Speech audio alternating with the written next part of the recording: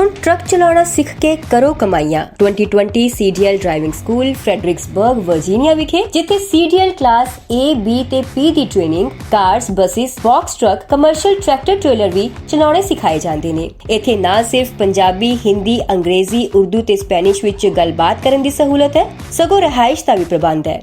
ਅੱਜ ਹੀ ਸੰਪਰਕ ਕਰੋ ਸਨੀ ਨੂੰ 540 656 0985 ਤੇ।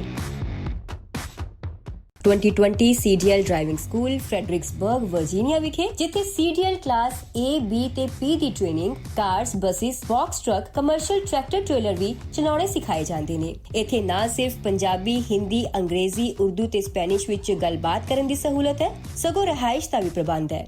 ਅੱਜ ਹੀ ਸੰਪਰਕ ਕਰੋ ਸਨੀ ਨੂੰ 540 656 0985 ਤੇ।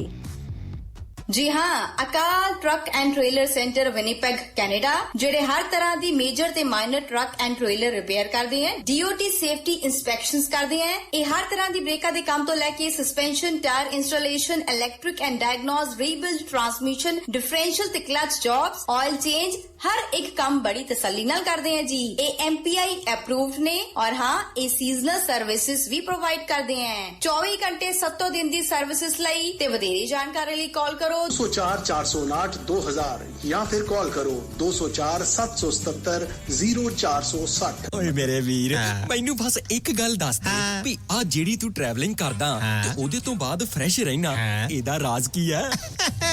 ਇਹਦਾ ਰਾਜ਼ ਹੈ Arlington fuel stop. Arlington fuel stop 1801 pioneer street highway exit 208 ਤੇ, ਜਿੱਥੇ ਤੁਹਾਨੂੰ ਫ੍ਰੀ ਕਾਫੀ, free fax service, free truck parking, ਰੋਟੀ, ਠੇਕਾ, ਲਾਂਡਰੀ, ਸ਼ਾਵਰ ਤੇ ਟਰੱਕਾਂ ਦਾ ਹੋਰ ਵੀ ਸਾਮਾਨ ਆਸਾਨੀ ਨਾਲ ਮਿਲੇਗਾ। ਹੁਣੇ ਕਾਲ ਕਰੋ 360 652 6066 ਯਾਨੀ 360 652 6066। ਇਹ ਦੋ ਲੋਕੇਸ਼ਨਾਂ ਤੋਂ ਸੇਵਾਵਾਂ ਪ੍ਰਦਾਨ ਕਰਦੇ ਨੇ। Second location Lost Hill travel centre 14814 Alom street, Lost Hills. Phone number 661 797 2354। ਉਹ ਯਾਰ ਕੀ ਸੁਪਨੇ ਦੇਖੇ ਸੀ ਕੈਨੇਡਾ ਆਉਣ ਤੋਂ ਪਹਿਲਾਂ? ਉਹ ਸੁਪਨੇ ਪੂਰੇ ਕਰਨੇ ਆ ਤਾਂ ਡ੍ਰੀਮ ਲਾਈਨਰ ਐਕਸਪ੍ਰੈਸ ਵਾਲਿਆਂ ਨੂੰ ਕਾਲ ਕਰ। ਜੀ ਹਾਂ, ਡ੍ਰੀਮਲਾਈਨਰ express company Calgary, Alberta, Canada, ਜਿਨ੍ਹਾਂ ਨੂੰ ਸਾਫ਼ ਸੁਥਰੇ ਰਿਕਾਰਡ ਤੇ 2 ਸਾਲਾ ਤਜਰਬੇ ਵਾਲੇ ਡਰਾਈਵਰਸ ਦੀ ਲੋੜ ਹੈ। ਇਹਨਾਂ ਕੋਲ ਕੈਲਗਰੀ, ਅਲਬਰਟਾ ਤੋਂ ਕੈਲੀਫੋਰਨੀਆ ਤੇ ਐਰੀਜ਼ੋਨਾ ਦੇ ਸਿੱਧੇ ਰਨ। ਇਹਨਾਂ ਕੋਲ ਡਰਾਈ ਤੇ ਰੀਫਰ ਲੋਡ ਵੀ ਹੈ। ਹੋਮ ਰਿਟਰਨ ਵਿਦਿਨ 5 ਡੇਜ਼, ਬਾਈ ਵੀਕਲੀ ਤੇ ਚੰਗੀ ਤਨਖਾਹ ਦਿੰਦੇ ਆ। ਔਰ ਹਾਂ, ਸਿੰਗਲ ਤੇ ਟੀਮਸ ਦੋਨਾਂ ਨੂੰ ਹਾਇਰ ਕਰਦੇ ਨੇ। ਵਧੇਰੇ ਜਾਣਕਾਰੀ ਲਈ ਕਾਲ 403 404 9501 403 404 9501। ਡ੍ਰੀਮਲਾਈਨਰ express company, Calgary, Alberta, Canada. Bathinda ਦੀ ਗ੍ਰੀਨ ਸਿਟੀ ਦੀ ਅਪਾਰ ਸਫਲਤਾ ਤੋਂ ਬਾਅਦ ਹੁਣ ਪੇਸ਼ ਹੈ ਕਨ੍ਹਈਆਸ ਗ੍ਰੀਨ ਸਿਟੀ, ਜਿੱਥੇ ਸਿਕਿਉਰਿਟੀ ਦੇ ਪੁਖਤਾ ਪ੍ਰਬੰਧ, ਖੁੱਲੀਆਂ ਸੜਕਾਂ, ਹਰਾ ਭਰਾ ਵਾਤਾਵਰਣ, ਬਿਜਲੀ ਦੀਆਂ ਅੰਡਰਗਰਾਉਂਡ ਤਾਰਾਂ ਅਤੇ ਖੂਬਸੂਰਤ ਫੁੱਲ ਪੌਦੇ। ਲੈਂਡਸਕੇਪਿੰਗ ਅਤੇ ਨਿਰਮਾਣ ਕਾਰਜ ਚੱਲ ਰਹੇ ਨੇ ਤੇਜ਼ੀ ਨਾਲ। ਇਸ ਤੋਂ ਪਹਿਲਾਂ ਕਿ ਸਾਰੇ ਪਲਾਟ ਬੁੱਕ ਹੋ ਜਾਣ, ਸੰਪਰਕ ਕਰੋ 8556 600 2064 ਅਤੇ 8556 02071। ਟਰੱਕਿੰਗ ਵਾਲੇ ਵੀਰੋ, ਧਿਆਨ ਨਾਲ ਸੁਣੋ। ਟਰੱਕ ਜਿੱਦਾਂ ਦਾ ਵੀ ਚਲਾਉਣੇ ਹੋ, ਮੈਨੂਅਲ ਜਾਂ ਆਟੋਮੈਟਿਕ, ਕੁਇਕ ਟਰੱਕ ਲਿਊਬ ਚੇਤੇ ਆਹੀ ਨਾ ਰੱਖਿਓ। ਟਰੱਕ ਦੀ ਵਧੀਆ ਸਰਵਿਸ ਲਈ ਕੁਇਕ ਟਰੱਕ ਲਿਊਬ। ਲਓ ਜੀ, ਤੀਜੀ ਲੋਕੇਸ਼ਨ ਵੀ ਖੋਲਤੀ ਆ, ਐਗਜ਼ਿਟ 579 ਫਰਮ ਹਾਈਵੇ 401 ਇਨ ਨਾਪਨੀ। ਆਹੋ ਜੀ, ਕੋਈ ਅਪਾਇੰਟਮੈਂਟ ਨਹੀਂ, drive through facility. Exit 579 firm highway 401 in ਨਾਪਨੀ। Quick truck lube, the one stop shop। 5196220660 ਜਾਂ quicktrucklube.com। QTL, because we care। So programme Shamadan ਦੇ ਵਿੱਚ ਤੁਹਾਡਾ ਸਵਾਗਤ ਹੈ ਤੇ ਮੇਰੇ ਨਾਲ ਇਸ ਵਕਤ ਸਰਦਾਰ ਬਖਤੌਰ ਸਿੰਘ ਢਿੱਲੋਂ ਹੋਰੀ ਜੁੜੇ ਹੋਏ ਨੇ ਤੇ ਵਾਸ਼ਿੰਗਟਨ ਫਰੇਟ ਸਰਵਿਸ ਜਿਹੜੀ ਲੋਕਲ ਏਰੀਆ ਜੌਬ ਦੇ ਲਈ ਓਨਰ, ਆਪਰੇਟਰ ਤੇ ਡਰਾਈਵਰ ਹਾਇਰ ਕਰ ਰਹੀ ਹੈ। ਤੁਸੀਂ ਸੰਪਰਕ ਕਰ ਸਕਦੇ ਹੋ ਗੁਰਵਿੰਦਰ ਸਿੰਘ ਧਾਲੀਵਾਲ ਹੋਰਾਂ ਨਾਲ 2063544060 ਤੇ ਜਗਦੇਵ ਸੰਧੂ ਹੋਰਾਂ ਨਾਲ 2532666924 ਤੇ। ਢਿੱਲੋਂ ਸਾਹਿਬ, ਪ੍ਰਧਾਨ ਮੰਤਰੀ ਦੀ ਸੁਰੱਖਿਆ ਦਾ ਮਾਮਲੇ ਦਾ ਜਿਹੜਾ ਗੱਲ ਠੰਡੀ ਪੈਣ ਦੀ ਬਜਾਏ ਭਖਦੀ ਨਜ਼ਰ ਆ ਰਹੀ ਹੈ। ਜਿੱਥੇ ਸੋਨੀਆ ਗਾਂਧੀ ਨੇ ਚੰਨੀ ਨੂੰ ਨਸੀਹਤ ਦਿੱਤੀ ਹੈ, ਉੱਥੇ ਅੱਜ ਸੁਰੱਖਿਆ ਅਮਲੇ ਨਾਲ ਜੁੜੇ ਕੇਂਦਰ ਦੇ ਅਹਿਮ ਵਿਅਕਤੀ ਜਿਹੜੇ ਨੇ ਫਿਰੋਜ਼ਪੁਰ ਪਹੁੰਚ ਕੇ ਪੁੱਛ ਪੜਤਾਲ ਵੀ ਕਰ ਰਹੇ ਨੇ। ਬਿਲਕੁਲ ਦਾਨੇਲੀਆ ਸਾਹਿਬ, ਇਹ ਗੱਲ ਇੱਕ ਹੁਣ ਮੁੱਦਾ ਬਣ ਗਿਆ ਕਿਉਂਕਿ ਸੁਰੱਖਿਆ ਦੇਸ਼ ਦੇ ਪ੍ਰਧਾਨ ਮੰਤਰੀ ਦੀ ਸੀ। ਇਸ ਮੁੱਦੇ ਨੂੰ ਲੈ ਕੇ ਡਿਬੇਟ ਸਾਰੇ ਦੇਸ਼ ਦੇ ਵਿੱਚ ਹੀ ਹੋਈ ਹੈ ਜੀ, ਹੋ ਰਹੀ ਵੀ ਹੈ। ਔਰ ਗੋਦੀ ਮੀਡੀਆ ਨੇ ਇਹਨੂੰ ਬਹੁਤ ਵੱਡਾ ਇੱਕ ਮੁੱਦਾ ਬਣਾਇਆ ਹੋਇਆ। ਜੀ ਜੇ ਆਪਾਂ ਥਾਂ ਤੇ ਦੇਖੀਏ ਤਾਂ ਮੇਰੇ ਖਿਆਲ ਮੁਤਾਬਕ ਪ੍ਰਾਈਮ ਮਿਨਿਸਟਰ ਦੀ ਸੁਰੱਖਿਆ ਜਿਹੜੀ ਹੈ ਉਹ ਪ੍ਰਾਈਮ ਪ੍ਰਾਇੋਰਟੀ ਹੁੰਦੀ ਹੈ। ਬਿਲਕੁਲ ਬਿਲਕੁਲ। ਲੇਕਿਨ ਇਹਦੇ ਤੇ ਰਾਜਨੀਤੀ ਵੀ ਸ਼ੁਰੂ ਉਹੀ ਚੀਜ਼ ਹੋ ਗਈ ਹੈ। ਫਸਟ ਆਫ ਆਲ ਤਾਂ ਕਿ ਜਦੋਂ ਪ੍ਰਧਾਨ ਮੰਤਰੀ ਨੇ ਵਾਪਸੀ ਕੀਤੀ ਹੈ ਤੇ ਵਾਪਸੀ ਤੋਂ ਬਾਅਦ ਇੱਕ ਪ੍ਰੈਸ ਕਾਨਫਰੰਸ ਹੁੰਦੀ ਹੈ ਸਾਡੇ ਪੰਜਾਬ ਦੇ ਮੁੱਖ ਮੰਤਰੀ ਦੀ। ਉਸ ਪ੍ਰੈਸ ਕਾਨਫਰੰਸ ਦੀ ਹੀ ਜੇ ਆਪਾਂ ਚੀਰ ਫਾੜ ਕੱਢੀਏ ਤਾਂ ਉਹਦੇ ਵਿੱਚੋਂ ਬੜਾ ਕੁਝ ਨਿਕਲਦਾ ਜੀ। ਉਹ ਕਹਿੰਦੇ ਆ ਜੀ ਮੈਂ ਪ੍ਰਧਾਨ ਮੰਤਰੀ ਸਾਹਿਬ ਦੇ ਪ੍ਰੋਗਰਾਮ ਦੇ ਵਿੱਚ ਸ਼ਾਮਲ ਹੋਣਾ ਸੀ, ਇਹ ਮੁੱਖ ਮੰਤਰੀ ਜੀ ਕਹਿੰਦੇ ਆ ਜੀ। ਲੇਕਿਨ ਪ੍ਰਧਾਨ ਮੰਤਰੀ ਆਫਿਸ ਦੇ ਵਿੱਚੋਂ ਇਹ ਹਦਾਇਤਾਂ ਸੀ ਕਿ ਜਿਸ ਵੀ ਸ਼ਖਸ ਨੇ ਇਸ ਪ੍ਰੋਗਰਾਮ ਦੇ ਵਿੱਚ ਸ਼ਾਮਲ ਹੋਣਾ ਹੈ ਜੀ ਉਹਦੇ ਆਲੇ ਦੁਆਲੇ ਦੇ ਲੋਕਾਂ ਦਾ ਜਿਹੜਾ ਹੈਗਾ ਟੈਸਟ ਕਰਵਾਇਆ ਜਾਵੇ, ਕਰੋਨਾ ਟੈਸਟ।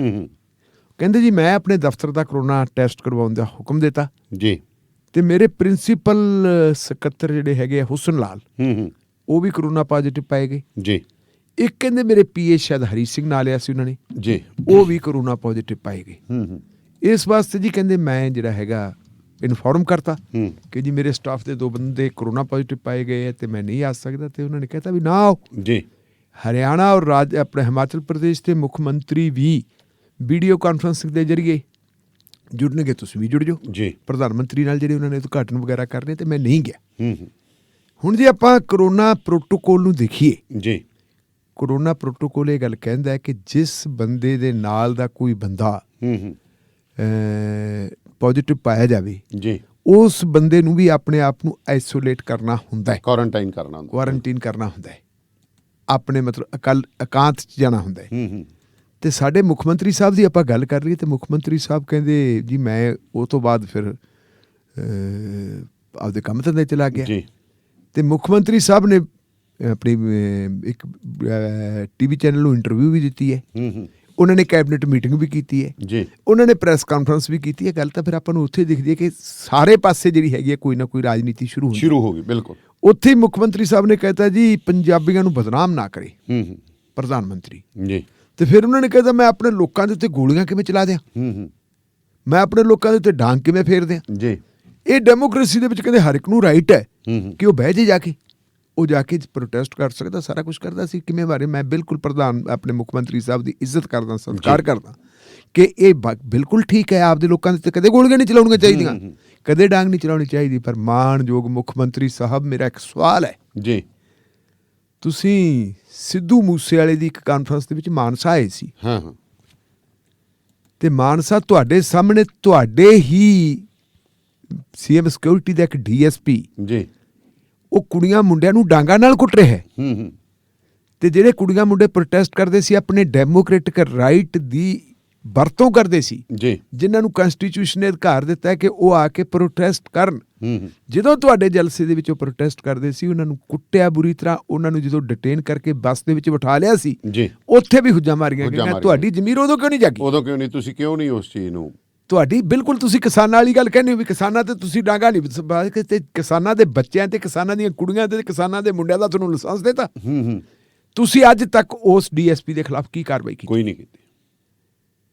ਅੱਜ ਤੱਕ ਕੋਈ ਕਾਰਵਾਈ ਨਹੀਂ ਕੀਤੀ। ਇਹ ਜਵਾਬ ਮੰਗਦੇ ਆ ਅਸੀਂ, ਇਹਦੇ ਤੇ ਰਾਜਨੀਤੀ ਨਾ ਕਰੋ।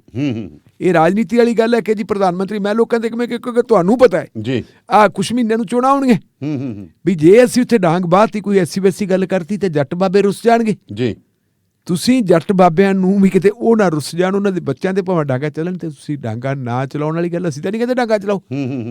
ਜਿਹੜੇ ਪ੍ਰੋਟੈਸਟਰ ਹੈ, ਪ੍ਰੋਟੈਸਟਰ ਕੀ ਕਹਿ ਰਹੇ ਜੀ? ਆਪਾਂ ਕੱਲ ਵੀ ਗੱਲ ਕੀਤੀ ਸੀ, ਸੁਰਜੀਤ ਸਿੰਘ ਫੂਲ ਹੁਣੀ ਕਹਿੰਦੇ ਸਾਨੂੰ ਤਾਂ ਪਤਾ ਹੀ ਨਹੀਂ ਸੀ। ਅਸੀਂ ਤਾਂ ਫੇਰੂ ਸ਼ਾਹ ਦੀ ਮਾਰਕੀਟ 'ਚ ਇਕੱਠੇ ਹੋਏ ਸੀ, ਜਾਣਾ ਸੀ ਡੀਸੀ ਦਫ਼ਤਰ। ਸਾਨੂੰ ਰੋਕਿਆ ਗਿਆ ਉੱਥੇ ਵੀ ਤੂੰ ਡੀਸੀ ਦਫ਼ਤਰ ਨਾ ਜਾਓ। ਕਹਿੰਦੇ ਜੀ ਇਹ ਪਾਸੇ ਹੋ ਕੇ ਬਹਿ ਜਾਓ। ਅਸੀਂ ਪਾਸੇ ਹੋ ਕੇ ਬੈਠਣ ਦੀ ਗੱਲ ਕੀਤੀ ਤੇ ਨਾਲ ਉਹ ਕਹਿੰਦੇ ਅਸੀਂ ਸ਼ਰਤ ਲਾਤੀ ਸੀ ਪਾਸੇ ਹੋ ਕੇ ਬਹਿ ਜਾਾਂਗੇ, ਪਰ ਬੀਜੇਪੀ ਦੀਆਂ ਬੱਸਾਂ ਨਹੀਂ ਜਾਣ ਦੇਣੀਆਂ। ਜਦੋਂ ਬੀਜੇਪੀ ਦੀਆਂ ਬੱਸਾਂ ਨੂੰ ਜਾਣੋਂ ਰੋਕਤਾ ਉਸ ਵੇਲੇ ਤੁਸੀਂ ਉਹਨਾਂ ਦਾ ਰਸਤਾ ਡਾਇਵਰਟ ਕਰਤਾ ਤੇ ਫਿਰ ਬਾਅਦ ਦੇ ਵਿੱਚ ਤੁਸੀਂ ਆ ਕੇ ਉਹਨਾਂ ਲੋਕਾਂ ਨੂੰ ਹੀ ਕਿਹਾ ਕਿ ਕਿਰਪਾ ਕਰਕੇ ਤੁਸੀਂ ਜਾਓ ਪਾਸੇ, ਇੱਥੋਂ ਦੇ ਪ੍ਰਧਾਨ ਮੰਤਰੀ ਆ ਰਹੇ ਹੋ। ਕਿ ਸਾਨੂੰ ਤਾਂ ਪ੍ਰਧਾਨ ਮੰਤਰੀ ਨੂੰ ਪਤਾ ਹੀ ਨਹੀਂ ਸੀ। ਅਸੀਂ ਤਾਂ ਪ੍ਰਧਾਨ ਮੰਤਰੀ ਦਾ ਰਾਹ ਰੁਕਿਆ ਹੀ ਨਹੀਂ, ਸਾਡਾ ਕੋਈ ਇਰਾਦਾ ਹੀ ਹੈ ਨਹੀਂ ਸੀ ਜੀ। ਇਹਦਾ ਮਤਲਬ ਹੈ ਕਿ ਕਿਤੇ ਨਾ ਕਿਤੇ ਕਮੀ ਪੇਸ਼ੀ ਸ਼੍ਰੀਮਾਨ ਜੀ ਤੁਹਾਡੀ ਆਪਦੀ ਰਹੀ। ਉਹਦੇ ਤੇ ਤੁਸੀਂ ਗੱਲ ਕਰਨੀ ਚਾਹੀਦੀ ਸੀ। ਇਹ ਹੋ ਗਿਆ।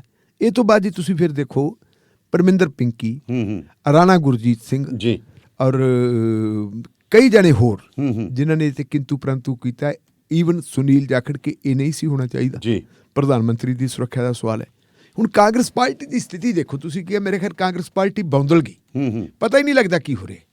ਜਦੋਂ ਸਾਡੇ ਮੁੱਖ ਮੰਤਰੀ ਨੇ ਕਹਿਤਾ, ਨਾਲ ਦੀ ਨਾਲ ਇੱਕ ਪ੍ਰੈਸ ਕਾਨਫਰੰਸਾਂ ਦਾ ਸਿਲਸਿਲਾ ਸ਼ੁਰੂ ਹੋ ਗਿਆ ਜੀ। ਭੁਪੇਸ਼ ਬਘੇਲ ਮੁੱਖ ਮੰਤਰੀ ਹੈ ਛੱਤੀਸਗੜ੍ਹ ਦੇ, ਛੱਤੀਸਗੜ੍ਹ ਦੇ, ਉਹ ਕੀ ਕਹਿੰਦੇ ਆ, ਕਹਿੰਦੇ ਜੀ ਪੰਜਾਬ ਦੇ ਮੁੱਖ ਮੰਤਰੀ ਜਿਹੜੇ ਹੈਗੇ ਇਹ ਹਜ਼ਮ ਨਹੀਂ ਹੋ ਰਹੇ ਪ੍ਰਧਾਨ ਮੰਤਰੀ ਸਾਹਿਬ ਨੂੰ। ਕਿਉਂ? ਕਹਿੰਦੇ ਵੀ ਇੱਕ ਦਲਿਤ ਮੁੱਖ ਮੰਤਰੀ ਬਰਦਾਸ਼ਤ ਨਹੀਂ ਹੋ ਰਿਹਾ ਜੀ। ਜਿਹੜਾ ਕੁਝ ਹੁਣ ਉਹਨਾਂ ਨੇ ਭੁਪੇਸ਼ ਬਘੇਲ ਹੋਰਾਂ ਨੇ ਕਿਹਾ ਇਹ ਨਕਲ ਹੈ ਨਰਿੰਦਰ ਮੋਦੀ ਸਾਹਿਬ ਦੀ। ਜੀ। ਨਰਿੰਦਰ ਮੋਦੀ ਸਾਹਿਬ ਨੇ ਵੀ ਇੱਕ ਵਾਰੀ ਇਹੀ ਗੱਲ ਕਹੀ ਸੀ ਜਦੋਂ ਕਿਤੇ ਗੱਲ ਚੱਲੀ ਪਾਰਲੀਮੈਂਟ ਦੇ ਵਿੱਚ, ਕਿਸੇ ਮੈਂਬਰ ਨੇ ਕਹਿਤਾ ਕਿ ਨਿਚਲੇ ਤਬਕੇ ਦੇ ਲੋਕ, ਜੀ ਨਿਚਲੇ ਜਾਂ ਆਪਾਂ ਨੀਚੇ ਕੇ ਕਹਿ ਦਿੰਦੇ ਹਿੰਦੀ ਚ, ਤੇ ਪ੍ਰਧਾਨ ਮੰਤਰੀ ਨੇ ਨਾਲ ਦੀ ਨਾਲ ਕਹਿਤਾ ਕਿਉਂਕਿ ਮੈਂ ਬੈਕਵਰਡ ਕਲਾਸ ਦੇ ਵਿੱਚੋਂ ਆਇਆ, ਮੈਂ ਮੈਂ ਤੁਹਾਨੂੰ ਹਜਮ ਨਹੀਂ ਹੋਇਆ, ਤੇ ਇੱਕ ਮੁੱਦਾ ਬਣਾ ਲਿਆ ਸੀ। ਜੋ ਕੁਝ ਪ੍ਰਧਾਨ ਮੰਤਰੀ ਨੇ ਕਿਹਾ ਉਸ ਸਤੀਸ਼ ਬਘੇਲ ਨੇ ਵੀ ਕਹਿ ਲਿਆ। ਇਹੀ ਕੁਛ ਦੇਖੀਏ ਪਰ ਰਾਜਸਥਾਨ ਦੇ ਮੁੱਖ ਮੰਤਰੀ ਨੇ ਵੀ ਪ੍ਰੈਸ ਕਾਨਫਰੰਸ ਕਰਤੀ, ਪ੍ਰੋਟੋਕੋਲ ਦੀ ਉਲੰਘਣਾ ਜੀ ਆਪਦੀ ਆਪ ਕੀਤੀ ਹੈ ਜੀ। ਜੇ ਤਾਂ ਇੱਕ ਮੰਤਰੀ ਤਾਂ ਅੱਗੇ ਹੀ ਟੱਪ ਗਿਆ, ਕਹਿੰਦੇ ਸੀ ਉਹ ਕਹਿੰਦਾ ਵੀ ਡਲੇ ਹੀ ਮਾਰਤੇ ਲੈ ਆਪਣੇ ਪ੍ਰਧਾਨ ਮੰਤਰੀ ਤੇ ਕੇਂਦਰੀ ਮੰਤਰੀ, ਕਹਿੰਦਾ ਉਹਦੇ ਡਲਿਆਂ ਦੀ ਖਬਰ ਉਹਦੇ ਕੋਲੇ ਪਤਾ ਨਹੀਂ ਕਿੱਥੋਂ ਆ ਗਈ। ਹਾਂ, ਉਹ ਮਤਲਬ ਇਹੋ ਜਿਹਾ ਕੁਛ ਕਰਤਾ। ਪਰ ਇਹਦੇ ਨਾਲ ਮੈਂ ਥੋੜੀ ਜਿਹੀ ਗੱਲ ਕਰੂੰਗਾ, ਸੋਨੀਆ ਗਾਂਧੀ ਨੇ ਬਹੁਤ ਵਧੀਆ ਗੱਲ ਕੀਤੀ ਜੀ। ਸੋਨੀਆ ਗਾਂਧੀ ਨੇ ਬੜੀ ਬੈਲੈਂਸ ਗੱਲ ਕਹੀ ਹੈ। ਉਹਨੇ ਟੈਲੀਫੋਨ ਤੇ ਗੱਲ ਕੀਤੀ ਮੁੱਖ ਮੰਤਰੀ ਨਾਲ, ਟੈਲੀਫੋਨ ਤੇ ਗੱਲ ਕਰਕੇ ਉਹਨੇ ਕੁਛ ਹਦਾਇਤਾਂ ਦਿੱਤੀਆਂ, ਨਸੀਹਤ ਦਿੱਤੀ ਜੀ। ਔਰ ਜੋ ਅਖਬਾਰਾਂ 'ਚ ਖਬਰ ਆਈ ਹੈ, ਸੋਨੀਆ ਗਾਂਧੀ ਨੇ ਕਿਹਾ ਕਿ ਦੇਸ਼ ਦਾ ਪ੍ਰਧਾਨ ਮੰਤਰੀ ਹੈ ਜਿਹੜਾ ਉਹ ਕਿਸੇ ਪਾਰਟੀ ਦਾ ਨਹੀਂ ਹੁੰਦਾ, ਦੇਸ਼ ਦਾ, ਉਹ ਦੇਸ਼ ਦਾ ਪ੍ਰਧਾਨ ਮੰਤਰੀ ਹੁੰਦਾ। ਤੁਹਾਡੀ ਜ਼ਿੰਮੇਵਾਰੀ ਬਣਦੀ ਹੈ ਕਿ ਤੁਸੀਂ ਆਪਣੇ ਪ੍ਰਧਾਨ ਮੰਤਰੀ ਦੀ ਸੁਰੱਖਿਆ ਦੇ ਵਿੱਚ ਜੇ ਕੋਈ ਕਮੀ ਪੇਸ਼ੀ ਰਹੀ ਹੈ ਜੀ, ਜਿਹੜਾ ਵੀ ਕੋਈ ਜ਼ਿੰਮੇਵਾਰ ਹੈ ਉਹਨੂੰ ਸਜ਼ਾ ਦਿਓ ਜੀ, ਉਹਦੇ ਖਿਲਾਫ ਬਣਦੀ ਕਾਰਵਾਈ ਕਰੋ। ਬਿਲਕੁਲ ਸੋਨੀਆ ਗਾਂਧੀ ਨੇ ਜਿਹੜੀ ਗੱਲ ਕਹੀ ਹੈ ਉਹ ਠੀਕ ਕਹੀ ਹੈ ਜੀ। ਤੁਸੀਂ ਜ਼ਿਕਰ ਕੀਤਾ ਸੀ ਕੱਲ ਕਿ ਪਹਿਲਾਂ ਇਹ ਜਿਹੜੀ ਹੈਗੀ ਹੈ ਸਪੈਸ਼ਲ ਪ੍ਰੋਟੈਕਸ਼ਨ ਫੋਰਸ ਜਿਹੜਾ ਗਰੁੱਪ ਹੈ, ਇਹਦਾ ਸਿਕਿਉਰਿਟੀ ਕਵਰ ਪਹਿਲਾਂ ਸਾਬਕਾ ਪ੍ਰਧਾਨ ਮੰਤਰੀਆਂ ਨੂੰ ਵੀ ਹੁੰਦਾ ਸੀ, ਸਾਬਕਾ ਪ੍ਰਧਾਨ ਮੰਤਰੀਆਂ ਦੇ ਪਰਿਵਾਰ ਨੂੰ ਵੀ ਹੁੰਦਾ ਸੀ। ਐਂਡ ਉਸ ਤੋਂ ਇਲਾਵਾ ਸਭ ਤੋਂ ਜਿਹੜਾ ਪ੍ਰਧਾਨ ਮੰਤਰੀ ਦੇ ਬਰਾਬਰ ਦਾ ਜਿਹੜਾ ਦਿੱਤਾ ਗਿਆ ਸੀਗਾ ਸਿਕਿਉਰਿਟੀ ਕਵਰ, ਉਹ ਸੋਨੀਆ ਗਾਂਧੀ ਨੂੰ ਦਿੱਤਾ। ਉਹ ਕਿਉਂ ਦਿੱਤਾ ਸੀ? ਇਹੀ ਕਿਉਂ ਦਿੱਤਾ ਸੀ? ਇਹੀ ਚੀਜ਼ ਹੈ। ਇਹ ਇਸ ਕਰਕੇ ਦਿੱਤਾ ਸੀ ਕਿ ਜਦੋਂ ਰਾਜੀਵ ਗਾਂਧੀ ਆਪੋਜੀਸ਼ਨ ਦੇ ਵਿੱਚ ਹੁੰਦਾ ਸੀ ਜੀ, ਦੇਸ਼ ਦਾ ਪ੍ਰਧਾਨ ਮੰਤਰੀ ਰਾਜੀਵ ਗਾਂਧੀ ਦੀ ਪਾਰਟੀ ਦੀ ਮਦਦ ਦੇ ਨਾਲ ਹੀ ਬਣਿਆ ਸੀ। ਉਹਦਾ ਨਾਂ ਸੀ ਚੰਦਰ ਸ਼ੇਖਰ ਜੀ।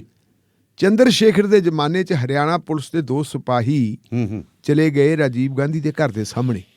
ਉੱਥੇ ਰੌਲਾ ਪੈ ਗਿਆ ਕਿ ਜੀ ਆਹ ਦੇਖੋ ਜਸੂਸੀ ਹੋ ਰਹੀ ਹੈ। ਤੇ 2 ਸਿਪਾਹੀਆਂ ਦੇ ਜਾਣ ਦੀ ਵਜ੍ਹਾ ਕਾਰਨ, 2 ਕਰਮਚਾਰੀਆਂ ਦੇ ਜਾਣ ਦੀ ਵਜ੍ਹਾ ਕਾਰਨ ਜਿਹੜੀ ਕਾਂਗਰਸ ਪਾਰਟੀ ਨੇ ਹਮਾਇਤ ਵਾਪਸ ਲੈ ਲਈ ਸੀ ਚੰਦਰ ਸ਼ੇਖਰ ਤੋਂ, ਤੇ ਚੰਦਰ ਸ਼ੇਖਰ ਹੋਰੀ ਕੰਮ ਚਲਾਊ ਪ੍ਰਧਾਨ ਮੰਤਰੀ ਸੀਗੇ। ਜਿਹੜੀ ਉਹਦੇ ਕੋਲ ਸਿਕਿਉਰਿਟੀ ਸੀ ਰਾਜੀਵ ਗਾਂਧੀ ਕੋਲੇ ਜੀ, ਔਰ ਸਿਕਿਉਰਿਟੀ ਜਿਹੜੀ ਹੈਗੀ ਹੈ ਉਹ ਸਿਕਿਉਰਿਟੀ ਘਟਾ ਦਿੱਤੀ ਗਈ ਸੀ ਉਸ ਵੇਲੇ। ਰਾਜੀਵ ਗਾਂਧੀ ਪਾਰਲੀਮੈਂਟ ਆਪਣਾ ਤਮਿਲਨਾਡੂ ਜਾਂਦਾ, ਪਾਰਲੀਮੈਂਟ ਦੀਆਂ ਚੋਣਾਂ ਵੇਲੇ ਉੱਥੇ ਅਟੈਕ ਹੋ ਜਾਂਦਾ, ਉਹ ਮਾਰਿਆ ਜਾਂਦਾ। ਮਾਰੇ ਜਾਣ ਤੋਂ ਬਾਅਦ ਫਿਰ ਇਹ ਲੋੜ ਮਹਿਸੂਸ ਕੀਤੀ ਕਿ ਜੇ ਪ੍ਰਧਾਨ ਮੰਤਰੀ ਨਾਲ ਨਾ ਬਣਦੀ ਹੋਵੇ ਤਾਂ ਪ੍ਰਧਾਨ ਮੰਤਰੀ ਕਿਸੇ ਵੀ VIP ਦੀ ਸੁਰੱਖਿਆ ਘਟਾ ਸਕਦਾ। ਇਸ ਕਰਕੇ ਜਿਹੜੇ ਪ੍ਰੋਮੀਨੈਂਟ ਬੰਦੇ ਹੈ, ਜਿਹੜੇ ਸਾਬਕਾ ਪ੍ਰਧਾਨ ਮੰਤਰੀ ਹੈ ਤੇ ਉਹਨਾਂ ਦੇ ਪਰਿਵਾਰ ਹੈ ਤੇ ਪ੍ਰਧਾਨ ਮੰਤਰੀ ਹੈ, ਉਹਨਾਂ ਨੂੰ ਇੱਕ ਸੁਰੱਖਿਆ ਪ੍ਰੋਵਾਈਡ ਕਰਨ ਵਾਸਤੇ ਇੱਕ ਕਾਨੂੰਨ ਬਣਾਇਆ ਜਾਵੇ।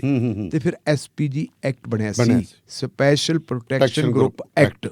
ਉਹ ਕਾਨੂੰਨ ਬਣਿਆ ਸੀ, ਉਹਦੇ ਤਹਿਤ ਇਹ ਜਿਹੜੀ ਫੋਰਸ ਬਣੀ ਸੀ। ਔਰ ਇਹੀ ਫੋਰਸ ਜਿਹੜੀ ਹੈ ਇਹ ਪ੍ਰਧਾਨ ਮੰਤਰੀ ਨਰਿੰਦਰ ਮੋਦੀ ਨੂੰ ਵੀ ਸਿਕਿਉਰਿਟੀ ਦਿੰਦੀ ਸੀ ਤੇ ਰਾਜੀਵ ਗਾਂਧੀ ਦੇ ਪਰਿਵਾਰ ਨੂੰ ਵੀ ਦਿੰਦੀ ਸੀ। ਖੁਦ ਸੋਨੀਆ ਗਾਂਧੀ, ਰਾਹੁਲ ਗਾਂਧੀ ਤੇ ਪ੍ਰਿੰਕਾ ਗਾਂਧੀ ਕੋਲੇ ਵੀ ਸੀ, ਬਿਲਕੁਲ ਉਹਨਾਂ ਕੋਲੇ ਵੀ ਇਹ ਸਟੇਟਸ ਸੀ। ਪਰ ਜਦੋਂ ਫਿਰ ਸਾਡੇ ਪ੍ਰਧਾਨ ਮੰਤਰੀ ਸਾਹਿਬ ਦੇ ਥੋੜੇ ਜਿਹੇ ਮਤਭੇਦ ਤਾਂ ਹੈਗੇ ਨਹਿਰੂ ਗਾਂਧੀ ਪਰਿਵਾਰ ਦੇ ਨਾਲ, ਇਹਨਾਂ ਨੇ ਫਿਰ ਉਸ ਐਕਟ ਦੇ ਵਿੱਚ ਅਮੈਂਡਮੈਂਟ ਕਰਤੀ ਤੇ ਹੁਣ ਇਹ ਕਰਤਾ ਕਿ ਸਾਬਕਾ ਪ੍ਰਧਾਨ ਮੰਤਰੀ ਹੈ ਜਿਹੜਾ ਜੀ 1 ਸਾਲ ਤੱਕ ਉਹਨੂੰ ਇਹ ਸਿਕਿਉਰਿਟੀ ਮਿਲੂਗੀ, ਉਸ ਤੋਂ ਬਾਅਦ ਨਹੀਂ। ਡਾਕਟਰ ਮਨਮੋਹਨ ਸਿੰਘ ਹੋਵੇ, ਚਾਹੇ ਦੇਵ ਗੌੜਾ ਹੋਵੇ, ਚਾਹੇ ਸੋਨੀਆ ਗਾਂਧੀ ਉਹਨਾਂ ਦਾ ਪਰਿਵਾਰ ਹੋਵੇ, ਇਹਨਾਂ ਦੇ ਕੋਲੇ ਹੁਣ ਇਸ ਵੇਲੇ ਸਿਕਿਉਰਿਟੀ ਜਿਹੜੀ ਹੈਗੀ ਉਹ ਸਪੈਸ਼ਲ ਪ੍ਰੋਟੈਕਸ਼ਨ ਗਰੁੱਪ ਦੀ ਨਹੀਂ, ਸਗੋਂ ਹੋਰ ਸਿਕਿਉਰਿਟੀ ਹੈ। ਮੇਰਾ ਖਿਆਲ ਸਪੈਸ਼ਲ ਆਪਰੇਸ਼ਨ ਗਰੁੱਪ ਕੁਝ ਹੋਰ ਬਣਾਇਆ, ਉਹਨਾਂ ਦੀ ਸਿਕਿਉਰਿਟੀ ਹੈ।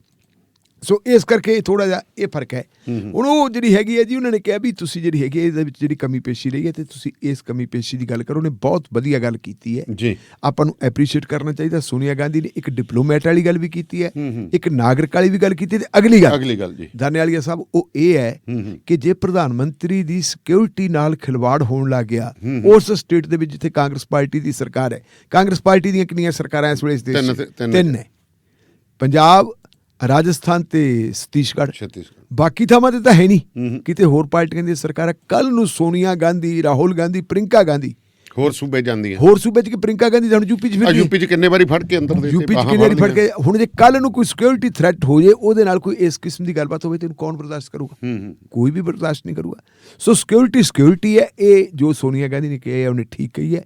ਕਾਂਗਰਸ ਪਾਰਟੀ ਨੂੰ ਚਾਹੀਦਾ ਕਿ ਤੁਸੀਂ ਆਪਣੀ ਇੱਕ ਰਾਏ ਬਣਾ ਲਓ, ਆਪਣੀ ਜਿਹੜੀ ਹੈਗੀ ਪ੍ਰੈਜ਼ੀਡੈਂਟ ਹੈ, ਤੁਹਾਡੀ ਐਕਟਿੰਗ ਪ੍ਰੈਜ਼ੀਡੈਂਟ ਹੈ, ਉਹਨੂੰ ਜੋ ਕੰਮ ਚਲਾਊ ਪ੍ਰੈਜ਼ੀਡੈਂਟ ਕਹਿ ਲਓ, ਉਹਨੂੰ ਫੋਲੋ ਕਰੋ ਜੀ, ਬਜਾਏ ਇਸ ਦੇ ਕਿ ਤੁਸੀਂ ਅਲੱਗ-ਅਲੱਗ ਬੋਲੀਆਂ ਬੋਲੋ, ਇੱਕੋ ਬੋਲੀ ਬੋਲੋ ਜੀ।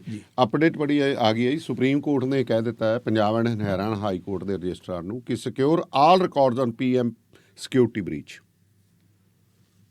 ਜੀ ਕਹਿੰਦੇ ਵੀ bench led by Chief Justice of India NV Ramana directed the Punjab government, Punjab police authorities, SPG and central agencies to give necessary assistance to the registrar general to seal the entire record। ਕਿਉਂਕਿ ਫਿਰੋਜ਼ਪੁਰ ਪਹੁੰਚ ਗਏ ਨੇ ਤੇ SSPਆਂ ਦੀਆਂ ਤੇ IAS ਅਧਿਕਾਰੀਆਂ ਦੀਆਂ, DCਆਂ ਦੀ ਉੱਥੇ ਇੰਟਰੋਗੇਸ਼ਨ ਚੱਲੇ ਹੋਈ ਹੈ, ਇਨਵੈਸਟੀਗੇਸ਼ਨ ਸ਼ੁਰੂ ਕਰਤੀ ਹੈ, ਪੁੱਛਗਿੱਛ ਸ਼ੁਰੂ ਹੋ ਗਈ ਹੈ। ਉਹਨਾਂ ਨੂੰ ਇਨਕੁਆਇਰੀ ਸ਼ਾਮਿਲ ਕੀਤਾ ਗਿਆ ਹੈ। ਇਨਕੁਆਇਰੀ ਤਾਂ ਬੜਾ ਵੱਡਾ ਮਾਮਲਾ ਹੈ, ਕਿਉਂਕਿ ਇਹੀ ਚੀਜ਼ ਹੈ ਨਾ ਜੀ। ਹੁਣ ਇੱਥੇ ਆਪਾਂ ਪ੍ਰਾਈਮ ਮਿਨਿਸਟਰ ਵਾਲੇ ਮਾਮਲੇ ਤੇ ਕਹਿ ਸਕਦੇ ਹਾਂ ਕਿ ਪ੍ਰਾਈਮ ਮਿਨਿਸਟਰ ਨੇ ਜੋ ਖਦਸ਼ਾ ਪ੍ਰਗਟ ਕੀਤਾ ਜਾਂ ਜੋ ਉਹਨਾਂ ਨੂੰ ਡਾਊਟ ਹੋਇਆ ਜਾਂ ਹਕੀਕਤ ਸੀ, ਵੈਸੇ ਮੇਰੇ ਖਿਆਲ ਮੁਤਾਬਕ ਇਹ ਕਿ ਜੋ ਮੈਂ ਕੱਲ ਵੀ ਗੱਲ ਕਹੀ ਸੀ ਤੇ ਅੱਜ ਵੀ ਕਹੀ ਸੀ, ਅੱਜ ਵੀ ਆਪਾਂ ਕਹਿ ਦਿੰਦੇ, ਦੁਬਾਰਾ ਫਿਰ ਰਿਪੀਟ ਕਰਦੇ ਕਿ ਪ੍ਰਧਾਨ ਮੰਤਰੀ ਸੱਚਮੁੱਚ ਜਿਹੜੇ ਹੈਗੇ ਦਹਿਲ ਗਏ ਸੀ ਜੀ। ਉਹ ਦਹਿਲ ਗਏ ਸੀ ਉੱਥੇ ਦਾ ਹਾਲਾਤ ਦੇਖ ਕੇ। ਅੱਜ ਨਹੀਂ, ਹੁਣ ਨਵੀਆਂ ਵੀਡੀਓਜ਼ ਆਈ ਜਾਂਦੀਆਂ। BJP ਵਾਲੇ ਕੋਲੇ ਜਿੰਦਾ ਨਹੀਂ ਉਹ ਮੈਂ ਅੱਜ ਵੇਖਿਆ, ਮੈਂ ਸਿਕਿਉਰਿਟੀ ਦੇ ਵਿੱਚ ਜਿਹੜੀ ਸਿਕਿਉਰਿਟੀ ਨਾਲ ਗਈ ਸੀ, ਪ੍ਰਧਾਨ ਮੰਤਰੀ ਸਾਹਿਬ ਦੇ ਜਿਹੜੀ ਸਿਕਿਉਰਿਟੀ ਨਾਲ ਗਈ ਸੀ, ਇੱਕ ਤਾਂ ਸਪੈਸ਼ਲ ਪ੍ਰੋਟੈਕਸ਼ਨ ਗਰੁੱਪ ਹੋ ਗਿਆ ਉਹਨਾਂ ਦੇ ਨਾਲ ਹੀ ਹੈ, ਇੱਕ ਜਿਹੜੀ ਸਾਡੀ ਸਕਾਊਟ ਵੀ ਇੱਥੋਂ ਨਾਲ ਗਈ ਸੀ, ਕੁਛ ਸਿਕਿਉਰਿਟੀ ਤਾਂ ਪੰਜਾਬ ਪੁਲਿਸ ਦੀ ਵੀ ਗਈ ਹੈ ਜੀ। ਉਹ ਦੱਸ ਰਹੇ ਹੈ ਕਿ ਅਸਲ ਦੇ ਵਿੱਚ ਕੀ ਹੋਇਆ ਸੀ ਕਿ ਬਠਿੰਡੇ ਤੋਂ ਲੈ ਕੇ ਫਰੀਦਕੋਟ ਤੱਕ, ਫਰੀਦਕੋਟ ਤੋਂ ਲੈ ਕੇ ਫਿਰੋਜ਼ਪੁਰ ਦੇ ਬਾਰਡਰ ਤੱਕ ਜੀ, ਇਹ ਜਿਹੜਾ ਹੈਗਾ ਪੂਰੀ ਤਰ੍ਹਾਂ ਸੀਲ ਸੀ। ਉੱਥੇ ਕੋਈ ਵੀ ਗੱਡੀ ਗੁੱਡੀ ਨਹੀਂ ਚੱਲਦੀ ਸੀ, ਪਾਸੇ ਤੇ ਕੁਛ ਨਹੀਂ ਚੱਲਦਾ ਸੀਗਾ, ਪੂਰਾ ਸਿਰਫ ਤੇ ਸਿਰਫ ਪ੍ਰਾਈਮ ਮਿਨਿਸਟਰ ਦਾ ਕਾਫਲਾ ਚੱਲਦਾ ਸੀ। ਜਦੋਂ ਆ ਗਿਆ ਪਿਆਰੇਆਣੇ ਵਾਲਾ ਮਾਮਲਾ, ਜਿੱਥੇ ਜਾ ਕੇ ਰੁਕਿਆ ਉਹਨਾਂ ਦਾ ਕਾਫਲਾ ਰੁਕਿਆ, ਉੱਥੇ ਸਥਿਤੀ ਕੀ ਸੀ ਕਿ ਉੱਥੇ ਬਰਾਬਰੀ ਗੱਡੀਆਂ ਚੱਲ ਰਹੀਆਂ ਸੀ, ਮੋਟਰਸਾਈਕਲ ਵੀ ਜਾ ਰਹੇ ਸੀ, ਲੋਕ ਵੀ ਜਾ ਰਹੇ ਸੀ, ਟਰੈਕਟਰ ਵੀ ਜਾ ਰਹੇ ਸੀ, ਕਿਸੇ ਨੇ ਰੋਕਿਆ ਹੀ ਨਹੀਂ ਸੀ। ਐਡੀ ਵੱਡੀ ਅਣਗਹਿਲੀ ਪਤਾ ਨਹੀਂ ਕਿਉਂ ਨਹੀਂ ਰੋਕਿਆ। ਤੇ ਤੁਸੀਂ ਕਿ ਦੇਖੋ, ਜਿਹੜੀ ਸਭ ਤੋਂ ਪਹਿਲੀ ਵੀਡੀਓ ਆਈ ਹੈ ਉਹ ਸ਼ਾਇਦ ਕੋਈ ਅਮਿਤ ਤਨੇਜਾ ਹੈ, ਉਹ BJP ਦਾ ਹੀ ਹੈ ਜੀ। ਉਹ BJP ਦਾ, ਉਹ ਕਹਿੰਦਾ ਜੀ ਮੈਂ ਪ੍ਰਧਾਨ ਮੰਤਰੀ ਦੇ ਨਾਲ ਚੱਲ ਰਿਹਾ ਸੀ। ਪ੍ਰਧਾਨ ਮੰਤਰੀ ਦੇ ਨਾਲ ਚੱਲਣ ਦਾ ਕਿ ਉਹਨੂੰ ਕਿਸੇ ਨੇ ਰੋਕਿਆ ਹੀ ਨਹੀਂ, ਉਲਟ ਪਾਸੇ ਤੋਂ ਆ ਰਿਹਾ ਸੀ। ਉਲਟ ਪਾਸੇ, ਦੂਜੇ ਪਾਸੇ ਤੁਸੀਂ ਦੇਖੋ ਕਿ ਉਹ BJP ਦੇ ਝੰਡੇ ਚੱਕ ਕੇ ਆ ਕੇ ਨਰਿੰਦਰ ਮੋਦੀ ਜਿੰਦਾਬਾਦ, ਹਿਮਾਚਲ ਦੇ ਲੋਕ ਕਿਵੇਂ ਪਹੁੰਚ ਗਏ ਉੱਥੇ, ਸਾਰੇ ਹਿਮਾਚਲੀ ਆ ਟੋਪੀਆਂ ਵਾਲੇ। ਇਹਦਾ ਮਤਲਬ ਹੈ ਵੀ ਕਿਸੇ ਨੂੰ ਰੋਕਿਆ ਹੀ ਨਹੀਂ ਪੁਲਿਸ ਨੇ। ਇਹ ਤਾਂ ਪੁਲਿਸ ਦੀ ਜ਼ਿੰਮੇਵਾਰੀ ਬਣਦੀ ਸੀ ਨਾ ਰੋਕਣਾ, ਵੀ ਇਹ ਬੰਦੇ ਕਿਉਂ ਨੇੜੇ ਆਉਂਦੇ। ਤੇ ਫਿਰ ਜੇ ਕਿਸਾਨ ਤਾਂ ਚਲੋ ਪਾਸੇ ਬੈਠੇ ਸੀ, ਕਿਸਾਨ ਤਾਂ ਆਏ ਨਹੀਂ, ਤੇ ਜੇ ਕਿਸਾਨ ਆਉਣਾ ਚਾਹੁੰਦੇ, ਜਿਹੜੇ ਹੁਣ ਤਿੰਨ, ਆਹੀ ਦਾ ਮਸਲਾ ਵੀ ਕਿਸਾਨ ਤਾਂ ਆਏ BJP ਦੇ ਬੰਦੇ ਉੱਥੇ। ਚਲੋ BJP ਦੇ ਵੀ ਆਏ, ਪਰ BJP ਦੇ ਵੀ ਕਿਉਂ ਆਏ? ਉਹਨਾਂ ਨੂੰ ਪੁਲਿਸ ਨੇ ਕਿਉਂ ਆਉਣ ਦਿੱਤਾ? ਜੇ BJP ਦੇ ਆ ਗਏ ਤਾਂ ਉੱਥੋਂ ਪਾਕਿਸਤਾਨ ਕਿੰਨੀ ਕੁ ਦੂਰ ਹੈ? ਹਾਂ ਬਿਲਕੁਲ। ਉੱਥੋਂ ਪਾਕਿਸਤਾਨ ਦੇ ਏਜੰਟ ਵੀ ਕਿਹੜਾ ਇੱਥੇ ਤੁਰੇ ਨਹੀਂ ਫਿਰਦੇ, ਉਹ ਵੀ ਆ ਸਕਦੇ ਆ। ਫਾਜ਼ਿਲਕਾ ਤੁਹਾਡੇ ਇੱਕ ਮੋਟਰਸਾਈਕਲ ਧਮਾਕਾ ਹੋਇਆ, ਹਾਂ ਬਿਲਕੁਲ ਹੋਇਆ। ਇਹਦੇ ਚ ਅਣਗਹਿਲੀ ਪੁਲਿਸ ਦੀ ਹੈ, ਇਹਦੇ ਚ ਅਸੀਂ ਕਿਸਾਨਾਂ ਨੂੰ ਬਲੇਮ ਨਹੀਂ ਕਰ ਸਕਦੇ, ਨਾ ਪੰਜਾਬੀਆਂ ਨੂੰ ਬਲੇਮ ਕਰ ਸਕਦੇ, ਨਾ ਇਹ ਪੁਲਿਸ ਦੀ ਅਣਗਹਿਲੀ ਕਿ ਉਹਨਾਂ ਨੇ ਆਪਣੇ ਜਿਹੜੇ ਪ੍ਰਬੰਧ ਪ੍ਰੋਪਰ ਕਿਉਂ ਨਹੀਂ ਕੀਤੇ ਜੀ। ਸੋ ਇਹਦਾ ਅੱਗੇ ਕੀ ਲੱਗਦਾ ਢਿੱਲੋਂ ਸਾਹਿਬ ਵੀ ਖਿੱਚ ਤੂੰ ਤਾਂ ਪੂਰੀ ਹੋਊ ਫਿਰ? ਦੇਖੋ ਮੇਰੇ ਖਿਆਲ ਮੁਤਾਬਕ ਇਹਦੇ ਵਿੱਚ ਕਈਆਂ ਦੀ ਜਿਹੜੀ ਹੈਗੀ ਹੈ ਬਲੀ ਦਿੱਤੀ ਜਾਊ। ਬਾਕੀ ਤਾਂ ਕੁਛ ਨਹੀਂ ਹੋਣਾ ਹੁੰਦਾ। ਮੈਨੂੰ ਲੱਗਦੀ ਹੁੰਦੀ ਹੈ ਆਮ ਤੌਰ ਦੇ ਉੱਤੇ ਕੀ ਹੁੰਦਾ ਕਿ ਥੱਲੇ ਉੱਪਰੋਂ ਇਨਕੁਆਇਰੀ ਸ਼ੁਰੂ ਹੋ ਜਾਂਦੀ ਹੈ ਜੀ, ਤੇ ਸ਼ੁਰੂ ਹੁੰਦੇ ਆਮ ਤੌਰ ਤੇ ਹੁਣ ਤੱਕ ਦੀਆਂ ਇਨਕੁਆਇਰੀਆਂ ਦੇਖੀਆਂ ਹੇਠਲੇ ਕਰਮਚਾਰੀ ਮਾਂਜੇ ਜਾਂਦੇ ਵਿਚਾਰੇ, ਜਿਹੜਾ ਨਾਕੇ ਤੇ ਖੜਾ ਹੁੰਦਾ। ਲੇਕਿਨ ਜ਼ਿੰਮੇਵਾਰੀ ਤਾਂ ਉਹਦੀ ਬਣਦੀ ਹੈ ਜਿਹੜੀਆਂ 3 ਚਿੱਠੀਆਂ ਜਾਰੀ ਕੀਤੀਆਂ ADGP ਲਾਅ ਐਂਡ ਆਰਡਰ ਨੇ, 1 ਤਾਰੀਖ ਨੂੰ ਕੀਤੀ ਹੈ, 2 ਨੂੰ ਕੀਤੀ ਹੈ, 4 ਨੂੰ ਕੀਤੀ ਹੈ ਜੀ। ਉਹਦੇ ਵਿੱਚ ਉਹਨੇ ਸਾਰੀਆਂ ਗੱਲਾਂ ਦੱਸੀਆਂ। ਉਹਦੇ ਵਿੱਚ ਉਹਨੇ ਕਹਿ ਲਿਆ ਕਿ ਇਹ ਇਲਾਕੇ ਦੇ ਵਿੱਚ ਗੰਨੇ ਦਾ ਕਮਾਦ ਵੀ ਹੁੰਦਾ, ਇਸ ਇਲਾਕੇ ਦੇ ਵਿੱਚ ਜਿਹੜੀਆਂ ਹੈਗੀਆਂ ਨਹਿਰਾਂ ਵੀ ਹੈਗੀਆਂ, ਇੱਥੇ ਟਿਊਬਵੈਲ ਵੀ ਹੈਗੇ ਆ, ਤੁਹਾਨੂੰ ਆਹ ਚੀਜ਼ਾਂ ਕਰਨੀਆਂ ਚਾਹੀਦੀਆਂ। ਰਿਕਵਰੀ ਬੈਨ ਦੀ ਗੱਲ ਵੀ ਕਹੀ ਹੈ ਕਿ ਰਿਕਵਰੀ ਬੈਨ ਦਾ ਵੀ ਪ੍ਰਬੰਧ ਕਰੋ, ਨਹੀਂ ਕੀਤਾ। ਇਹਦੇ 'ਚ ਲੱਗਦਾ ਵੀ ਇਨਕੁਆਇਰੀ ਦੇ ਵਿੱਚ ਕੁਛ ਨਾ ਕੁਛ ਤਾਂ ਨਿਕਲੂਗਾ, ਕਿਉਂਕਿ ਜਿਹੜਾ ਹੁਣ ਨੋਟਿਸ ਜਾਰੀ ਕੀਤਾ ਹੈ, ਜਿਹਨਾਂ ਅਫਸਰ ਨੂੰ ਬੁਲਾਇਆ ਗਿਆ, ਫਰੀਦਕੋਟ, ਬਠਿੰਡਾ ਔਰ ਫਿਰੋਜ਼ਪੁਰ ਦੇ ਅਫਸਰਾਂ ਨੂੰ ਬੁਲਾਇਆ ਗਿਆ, ਕੁਛ ਜਿਹੜੇ ਸਟੇਟ ਹੈੱਡਕੁਆਟਰ ਦੇ ਬੰਦੇ ਆ ਉਹਨਾਂ ਨੂੰ ਵੀ ਬੁਲਾਇਆ ਗਿਆ। ਉਹਨਾਂ ਅਫਸਰਾਂ ਨੂੰ ਜਿਹੜਾ ਨੋਟਿਸ ਜਾਰੀ ਹੋਇਆ ਵਾ, ਉਹ ਨੋਟਿਸ ਕੈਬਨਿਟ ਸੈਕਟਰੀਏਟ ਵੱਲੋਂ ਨੋਟਿਸ ਜਾਰੀ ਹੋਣਾ ਆਪਣੇ ਆਪ। ਔਰ ਨੋਟਿਸ ਜਾਰੀ ਕਿਹਨੂੰ ਕੀਤਾ? ਉਹ ਪੰਜਾਬ ਦੇ ਚੀਫ ਸੈਕਟਰੀ ਨੂੰ ਕੀਤਾ, ਅਨੁਰੂਧ ਤਿਵਾੜੀ ਨੂੰ ਕੀਤਾ। ਉਹ ਕਿਹਾ ਕਿ ਇਹਨਾਂ ਬੰਦਿਆਂ ਦੀ ਹਾਜ਼ਰੀ ਯਕੀਨੀ ਬਣਾਓ, ਤੁਰੰਤ ਜਾਣ, ਨਾਲ ਇਹ ਚਿੱਠੀ ਵੀ ਨਾਲ ਲੈ ਕੇ ਜਾਣ ਵੀ ਅਸੀਂ ਆ ਗਏ। ਔਰ ਜਿਹੜੇ ਹੁਣ ਪਤਾ ਲੱਗਿਆ ਕਿ SSP ਫਿਰੋਜ਼ਪੁਰ ਮਿਸਟਰ ਹੰਸ ਹੈ ਕੋਈ, DIG ਇੰਦਰਬੀਰ ਸਿੰਘ ਜੀ, ਉਹਨਾਂ ਦੀ ਪੁੱਛਗਿੱਛ ਜਿਹੜੀ ਹੈਗੀ ਹੈ BSF ਦੇ ਹੈੱਡਕੁਆਟਰ 'ਚ ਕੀਤੀ ਜਾ ਚੁੱਕੀ ਹੈ। ਔਰ ਕੁਝ ਹੋਰ ਅਫਸਰਾਂ ਨੂੰ ਬੁਲਾਇਆ, ਉਹਨਾਂ ਨੂੰ BSF ਦੇ ਹੈੱਡਕੁਆਟਰ 'ਚ ਬੁਲਾਇਆ ਅੰਦਰ ਹੋਇਆ। ਬੁਲਾਇਆ। ਹਾਂਜੀ ਹਾਂ, ਉਹਨਾਂ ਦੇ ਵਿੱਚ ਨਾਂ ਹੈਗੇ ਆ ਜੀ ਦੱਸੋ। DGP ਪੰਜਾਬ ਸਿਧਾਰਥ ਚਟੋਪਾਧਿਆ ਜੀ Nageshwar Rao ADGP cyber crime, ਹਾਂਜੀ। Jatinder Jain ADGP, ਮੁਖਤਵਿੰਦਰ Singh Chhina IGP Patiala, ji. Inderbir Singh DIG Ferozepur, Surjit Singh DIG Faridkot, Davinder Singh deputy commissioner Ferozepur, Harmandeep Singh Hans SSP Ferozepur, Charanjit Singh Sohal SSP Moga, Varinder Singh duty magistrate Kotkapura, Ankur Mahindru joint commissioner Ludhiana, APS Sandhu DC Bathinda, Ajay Maluja SSP Bathinda ਤੇ control room in charge VVIP control room Firozpur.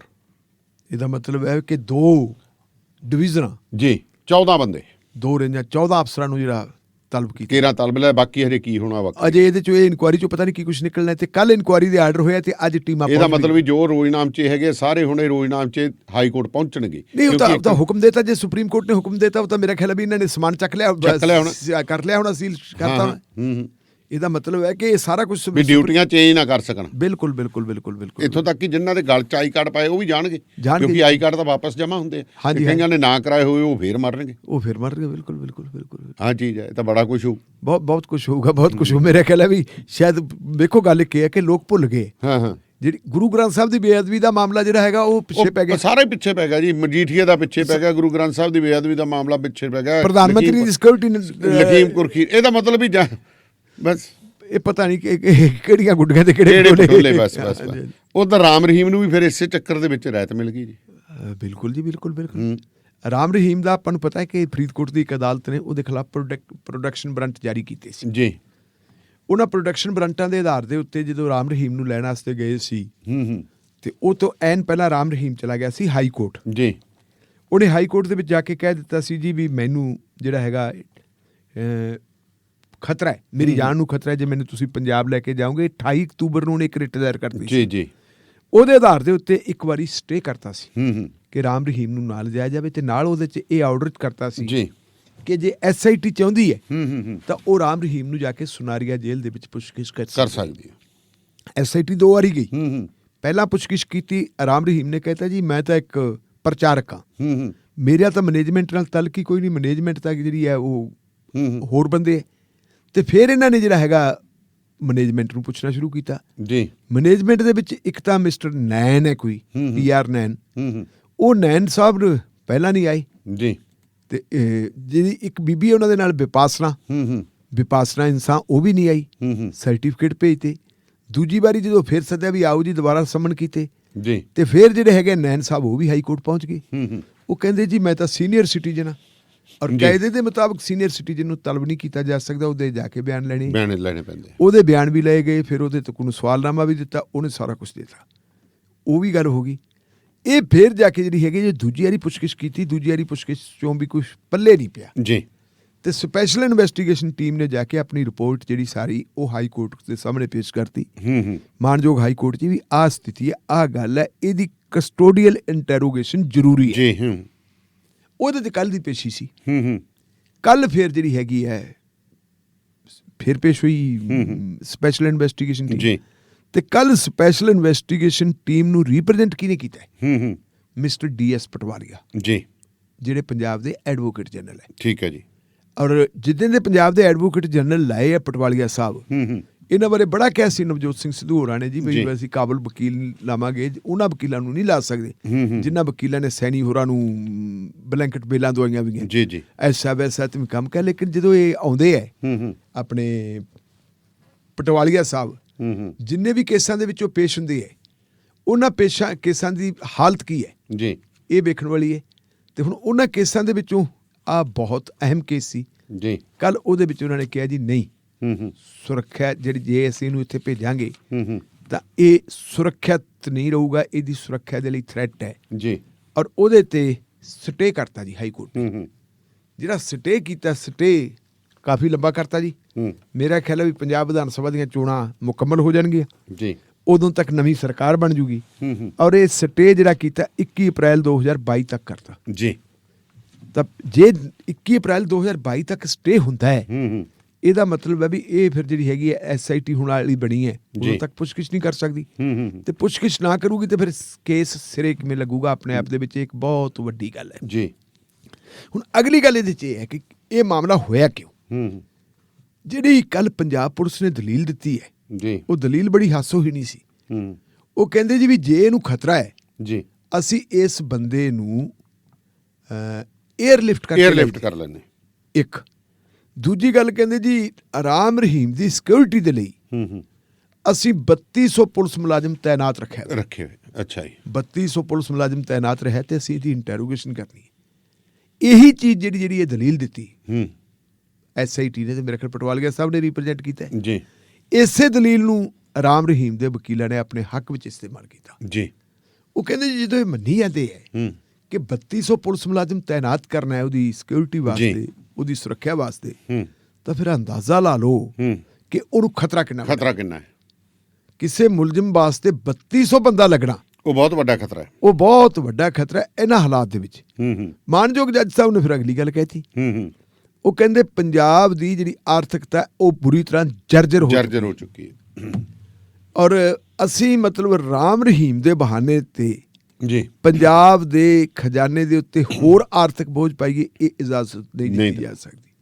ਸਵਾਲ ਫਿਰ ਆ ਗਿਆ ਕਿ ਜੇ ਜਿਹੜੀ ਚੀਜ਼ ਵਰਤੀ ਜਾਂਦੀ ਹੈ, ਦਲੀਲ ਇਹ ਵੀ ਬਣਦੀ ਹੈ ਕਿ ਜੇ ਪ੍ਰਧਾਨ ਮੰਤਰੀ ਪੰਜਾਬ ਦੇ ਵਿੱਚ ਆਉਂਦਾ ਹੈ ਜੀ ਔਰ ਉਹਨਾਂ ਦੀ ਸਿਕਿਉਰਿਟੀ ਦੇ ਵਿੱਚ ਖਾਮੀਆਂ ਰਹਿ ਜਾਂਦੀਆਂ ਤੇ ਰਾਮ ਰਹੀਮ ਪ੍ਰਧਾਨ ਮੰਤਰੀ ਜੀ ਤਾਂ ਮੇਰਾ ਖਿਆਲ ਹੈ ਵੀ ਵਿਰੋਧ ਵਾਲੇ ਉਹਨੇ ਲੋਕ ਹੈ ਨਹੀਂ ਜਿੰਨੇ ਰਾਮ ਰਹੀਮ ਦਾ ਸਾਰਾ ਸਿੱਖ ਜਗਤ ਰਾਮ ਰਹੀਮ ਦੇ ਖਿਲਾਫ ਖਲੋਤਾ ਹੈ, ਤੇ ਫਿਰ ਰਾਮ ਰਹੀਮ ਸੁਰੱਖਿਅਤ ਕਿਵੇਂ ਰਹਿ ਜਾਊਗਾ।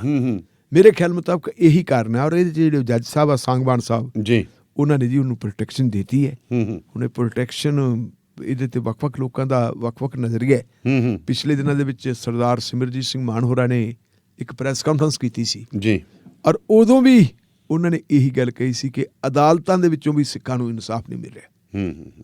ਉਹਨਾਂ ਨੇ ਕਿਹਾ ਸੀ ਕਿ ਮੈਂ ਕੁਐਸਚਨ ਵੀ ਕੀਤਾ ਸੀ ਕਿ ਤੁਹਾਡੇ ਤੇ ਕੰਟੈਂਪਟ ਆਫ ਕੋਰਟ ਹੋ ਸਕਦਾ। ਉਹ ਕਹਿੰਦਾ ਹੁੰਦਾ ਤਾਂ ਮੈਂ ਤਿਆਰ ਹਾਂ ਕੰਟੈਂਪਟ ਆਫ ਕੋਰਟ ਵਾਸਤੇ, ਪਰ ਉਹਨਾਂ ਨੇ ਕੁਝ ਜੱਜ ਸਾਹਿਬਾਨ ਦਾ ਨਾਂ ਲਿਆ ਸੀ ਕਿ ਇਹ ਜੱਜ ਸਾਹਿਬਾਨ ਜਿਹੜੇ ਹੈਗੇ ਆ ਸਿੱਖ ਵਿਰੋਧੀਆਂ ਨੂੰ ਪ੍ਰੋਟੈਕਸ਼ਨ ਦੇ ਰਹੇ, ਉਹਨਾਂ ਨੂੰ ਰਿਆਇਤ ਦੇ ਰਹੇ। ਸੋ ਗੱਲ ਤੁਸੀਂ ਅਦਾਲਤਾਂ ਦੀ ਕੀਤੀ, ਸੁਪਰੀਮ ਕੋਰਟ ਦੀ ਵੀ ਆਪਾਂ ਜ਼ਿਕਰ ਕਰਕੇ ਹਟੇ, ਪਰ ਸੁਪਰੀਮ ਕੋਰਟ ਕਈ ਮਾਮਲਿਆਂ ਦੇ ਵਿੱਚ ਜਿਵੇਂ ਆਖਿਆ ਵੀ ਸਿੱਖਾਂ ਨੂੰ ਇਨਸਾਫ ਨਹੀਂ ਮਿਲਦਾ, ਕਹਿਣ ਤੋਂ ਬਾਅਦ ਫਿਰ ਤਾਂ ਘੱਟ ਗਿਣਤੀਆਂ ਨੂੰ ਵੀ ਇਨਸਾਫ ਨਹੀਂ ਮਿਲਦਾ, ਕਿਉਂਕਿ ਸੁਪਰੀਮ ਕੋਰਟ ਤਾਂ ਧਰਮ ਸੰਸਥਾਵਾਂ ਦੇ ਮਾਮਲੇ ਤੇ ਖਾਮੋਸ਼ ਹੈ। ਧਰਮ ਸੰਸਥਾਵਾਂ ਨਹੀਂ ਜੀ, ਧਰਮ ਸੰਸਥਾ ਹੈ। ਸੰਸਥਾਵਾਂ ਉਹੀ ਸੰਸਦ ਪਾਰਲੀਮੈਂਟ। ਪਿਛਲੇ ਦਿਨਾਂ ਦੇ ਵਿੱਚ 2 ਥਾਵਾਂ ਦੇ ਉੱਤੇ ਜਿਹੜੀਆਂ ਹੈਗੀਆਂ ਆਪਣੀਆਂ ਕੀ ਕਹਾਂਗੇ ਆਪਾਂ ਰਿਲੀਜੀਅਸ ਪਾਰਲੀਮੈਂਟਸ ਜੁੜ ਗਏ। ਉਹਦੇ ਵਿੱਚ ਕੋਈ ਚੁਣੇ ਹੋਏ ਨੁਮਾਇੰਦੇ ਨਹੀਂ, ਸਾਧ ਸੰਤ ਹੁੰਦੇ ਹੈ ਔਰ ਉਹ ਸਾਧ ਸੰਤ ਆ ਕੇ ਉੱਥੇ ਆਪਣੀ ਗੱਲ ਕਰਦੇ ਹੈ। ਦੋਨਾਂ ਥਾਵਾਂ ਦੇ ਉੱਪਰੋਂ ਜਿਹੜੀ ਗੱਲ ਕਹੀ ਗਈ ਹੈ ਜੀ, ਉਹ ਗੱਲ ਜਿਹੜੀ ਹੈਗੀ ਜੀ ਬੜੀ ਖਤਰਨਾਕ ਹੈ। ਉਹਦੇ ਵਿੱਚ ਇਹ ਕਹੀ ਗਈ ਹੈ ਕਿ ਇੱਕ ਥਾਂ ਦੇ ਉੱਤੇ ਇੱਕ ਦੋ ਬੰਦਿਆਂ ਨੇ ਦੋਨਾਂ ਥਾਵਾਂ ਦੇ ਉੱਤੇ ਇੱਕ ਤਾਂ ਮਹਾਤਮਾ ਗਾਂਧੀ ਨੂੰ ਟਾਰਗੇਟ ਕੀਤਾ ਹੈ, ਕੱਲ ਵੀ ਆਪਾਂ ਜ਼ਿਕਰ ਕੀਤਾ ਸੀ, ਤੇ ਦੂਜਾ ਜਿਹੜਾ ਹੈਗਾ ਮੁਸਲਮਾਨਾਂ ਨੂੰ ਟਾਰਗੇਟ ਕੀਤਾ ਹੈ। ਇੱਥੋਂ ਤੱਕ ਕਿਹਾ ਕਿ ਉਨੀ ਦੇਰ ਤੱਕ ਹਿੰਦੂਤਵ ਸੁਰੱਖਿਅਤ ਨਹੀਂ ਜਿੰਨੀ ਦੇਰ ਤੱਕ ਜਿਹੜਾ ਹੈਗਾ ਮੁਸਲਿਮ ਭਾਈਚਾਰੇ ਦਾ ਸਫਾਇਆ ਨਹੀਂ ਹੁੰਦਾ ਜੀ। ਇਹਦੇ ਤੇ ਆਪਾਂ ਜ਼ਿਕਰ ਕੀਤੀ ਸੀ ਇੱਕ ਐਕਟਰ ਨੇ ਜੀ, ਉਹ ਐਕਟਰ ਨੇ ਵੀ ਗੱਲ ਕਹੀ ਸੀ ਕਿ 20 ਕਰੋੜ ਲੋਕਾਂ ਦਾ ਸਫਾਇਆ ਸੌਖਾ ਨਹੀਂ। ਇਹ ਲੋਕ ਰਜਿਸਟ ਕਰਨਗੇ ਆਪਣੇ ਧਰਮ ਦੀ ਖਾਤਰ ਨਹੀਂ, ਆਪਣੀ ਜਾਨ ਬਚਾਉਣ ਵਾਸਤੇ ਰਜਿਸਟ ਕਰਨਗੇ ਤੇ ਮੁਲਕ ਦੇ ਵਿੱਚ ਖਾਨਾ ਜੰਗੀ ਫੈਲ ਸਕਦੀ ਹੈ। ਅਸੀਂ ਇੱਕ ਸੈਕੂਲਰ ਭਾਰਤ ਦੇ ਵਿੱਚ ਰਹਿੰਦੇ ਹਾਂ ਜੀ। ਸੈਕੂਲਰ ਭਾਰਤ ਦੇ ਵਿੱਚ ਸਾਰੇ ਨਾਗਰਿਕ ਬਰਾਬਰ ਹੈ ਜੀ, ਤੇ ਸੈਕੂਲਰ ਭਾਰਤ ਦੇ ਵਿੱਚ ਇੱਕ ਫਿਰਕੇ ਨੂੰ, ਇੱਕ ਘੱਟ ਗਿਣਤੀ ਫਿਰਕੇ ਦੇ ਸਫਾਏ ਦੀ ਗੱਲ ਹੁੰਦੀ ਹੈ, ਉਹਦਾ ਨੋਟਿਸ ਵੈਸੇ ਤਾਂ ਸੁਪਰੀਮ ਕੋਰਟ ਨੂੰ, ਜੁਡੀਸ਼ਰੀ ਨੂੰ ਆਪਣੇ ਆਪ ਲੈਣਾ ਚਾਹੀਦਾ ਸੀ ਜੀ, ਜਿਹਨੂੰ ਅਸੀਂ ਸੂਮੋਟੋ ਨੋਟਿਸ ਕਹਿੰਦੇ, ਲੇਕਿਨ ਸੂਮੋਟੋ ਨੋਟਿਸ ਨਹੀਂ ਲਿਆ ਗਿਆ ਜੀ। ਹੁਣ ਉਹਦੇ 'ਚ ਹੋਇਆ ਕੀ ਹੈ ਕਿ ਦੇਸ਼ ਦੇ ਇੱਕ ਸਾਬਕਾ ਕਾਨੂੰਨ ਮੰਤਰੀ ਜੀ, ਸਾਬਕਾ ਕਾਨੂੰਨ ਮੰਤਰੀ ਤੇ 76 ਜਿਹੜੇ ਐਡਵੋਕੇਟਸ ਜੀ, 76 ਵਕੀਲਾਂ ਨੇ ਇੱਕ ਚਿੱਠੀ ਲਿਖਤੀ ਸੁਪਰੀਮ ਕੋਰਟ ਨੂੰ। ਉਹਨਾਂ ਨੇ ਕਿਹਾ ਜੀ ਵੀ ਘੱਟੋ ਘੱਟ ਸੁਪਰੀਮ ਕੋਰਟ ਨੇ ਜੇ ਆਪਣੇ ਆਪ ਨੋਟਿਸ ਨਹੀਂ ਲਿਆ ਜੀ, ਸਾਡੀ ਚਿੱਠੀ ਤੇ ਨੋਟਿਸ ਲਵੇ ਕਿ ਇਹ ਇਸ ਦੇਸ਼ ਦੇ ਵਿੱਚ ਹੋ ਕੀ ਰਿਹਾ। ਰਿਲੀਜੀਅਸ ਪਾਰਲੀਮੈਂਟ ਦੇ ਨਾਂ ਦੇ ਉੱਤੇ ਇੱਕ ਘੱਟ ਗਿਣਤੀ ਭਾਈਚਾਰੇ ਦੇ ਸਫਾਏ ਦੀ ਗੱਲ ਹੋ ਰਹੀ ਹੈ ਜੀ, ਉਹਨਾਂ ਨੂੰ ਇਨਸਾਫ ਕੌਣ ਦੇਊਗਾ? ਲੇਕਿਨ ਅੱਜ ਤੱਕ ਸੁਪਰੀਮ ਕੋਰਟ ਨੇ ਹਾਲੇ ਇਹਦਾ ਨੋਟਿਸ ਨਹੀਂ ਲਿਆ ਜੀ। 2 ਜੱਜ ਸਾਹਿਬਾਨ ਵੀ ਹੁਣ ਇਸ ਮਾਮਲੇ 'ਚ ਅੱਗੇ ਆ ਗਏ। ਇੱਕ ਰਿਟਾਇਰਡ ਜਿਹੜੇ ਸੁਪਰੀਮ ਕੋਰਟ ਦੇ ਰਿਟਾਇਰਡ ਜੱਜ ਹੈ ਜੀ ਜਸਟਿਸ ਮਦਨ ਮੋਹਨ ਪੀਲੋਕਰ, ਜੀ ਉਹਨਾਂ ਨੇ ਗੱਲ ਕਹੀ ਹੈ ਕਿ ਸੁਪਰੀਮ ਕੋਰਟ ਨੇ ਜਿਹੜਾ ਹੁਣ ਤੱਕ ਇਸ ਚੀਜ਼ ਦਾ ਨੋਟਿਸ ਨਹੀਂ ਲਿਆ, ਮੈਂ ਸੁਪਰੀਮ ਕੋਰਟ ਦੇ ਇਸ ਰਵੱਈਏ ਤੋਂ ਜੀ ਨਿਰਾਸ਼ ਹਾਂ। ਸੁਪਰੀਮ ਕੋਰਟ ਦਾ ਸਾਬਕਾ ਜੱਜ ਜੀ ਜੀ ਜਿਹੜਾ ਕੋਲੋਜੀਅਮ ਦਾ ਵੀ ਮੈਂਬਰ ਰਿਹਾ ਹਾਂਜੀ, ਔਰ ਜੇ ਉਹ ਗੱਲ ਕਹਿ ਰਿਹਾ ਕਿ ਮੈਂ ਨਿਰਾਸ਼ ਹਾਂ ਸੁਪਰੀਮ ਕੋਰਟ ਦੇ ਰਵੱਈਏ ਤੋਂ, ਤਾਂ ਆਪਣੇ ਆਪ ਦੇ ਵਿੱਚ ਤੁਸੀਂ ਆਪ ਹੀ ਅੰਦਾਜ਼ਾ ਲਾ ਲਓ ਕਿ ਕਿੰਨੀ ਉਦਾਸੀਨ ਹੈ ਸਾਡੀ ਸੁਪਰੀਮ ਕੋਰਟ। ਇੱਕ ਹੋਰ ਰਿਟਾਇਰਡ ਜੱਜ ਹੈ ਜੀ ਮੈਡਮ ਰੇਖਾ ਸ਼ਰਮਾ ਜੀ, ਇਹ ਦਿੱਲੀ ਹਾਈ ਕੋਰਟ ਦੇ ਜੱਜ ਹੈ। ਇਹਨਾਂ ਨੇ ਕਿਹਾ ਕਿ ਸੁਪਰੀਮ ਕੋਰਟ ਨੂੰ ਕਤਲੇਆਮ ਦੀਆਂ ਧਮਕੀਆਂ ਦਾ ਨੋਟਿਸ ਲੈਣਾ ਚਾਹੀਦਾ ਜੀ।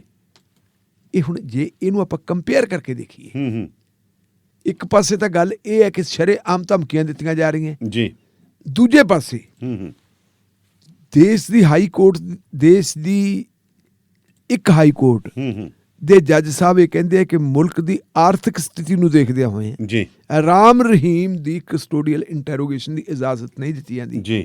ਜਸਟਿਸ ਦੇ ਜਿਹੜੇ ਇਨਸਾਫ ਦੇ ਸਾਹਮਣੇ, ਜਾਂ ਆਪਾਂ ਕਹਿ ਦਈਏ ਜਸਟਿਸ ਦੇ ਸਾਹਮਣੇ ਆਰਥਿਕਤਾ ਮੈਟਰ ਨਹੀਂ ਕਰਦੀ। ਬਿਲਕੁਲ ਬਿਲਕੁਲ, ਆਰਥਿਕਤਾ ਤਾਂ ਕਾਹਦੀ ਖਾਤਰ ਹੈ?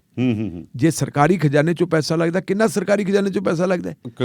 ਉਹ ਲੋਕਾਂ ਨੂੰ ਇਨਸਾਫ ਦੇਣ ਵਾਸਤੇ ਲੱਗਦਾ। ਜੇ ਇੱਥੇ ਸਿਮਰਜੀਤ ਸਿੰਘ ਮਾਨ ਦੀ ਗੱਲ ਮੁਤਾਬਕ ਆਪਾਂ ਗੱਲ ਕਰੀਏ ਤਾਂ ਉਹ ਕਹਿੰਦਾ ਵੀ ਸਿੱਖਾਂ ਨੂੰ ਇਨਸਾਫ ਨਹੀਂ ਮਿਲਦਾ ਜੀ।